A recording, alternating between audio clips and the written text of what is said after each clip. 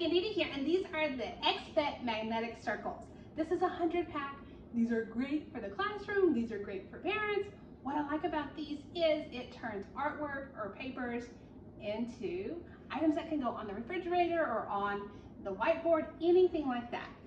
So my daughter made this for me for my birthday. And what I want to do is display this on the refrigerator. So I'm going to add the magnets to it, and then we're going to put it up. Now the magnets are going to be on sheets.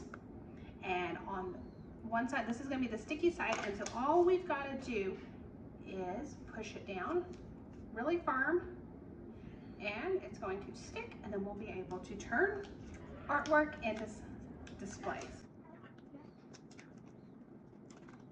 So on this piece of artwork, I have put the magnets on all 4 corners, and now we're going to put it to the desk. And just like that, we were able to put the artwork on the refrigerator.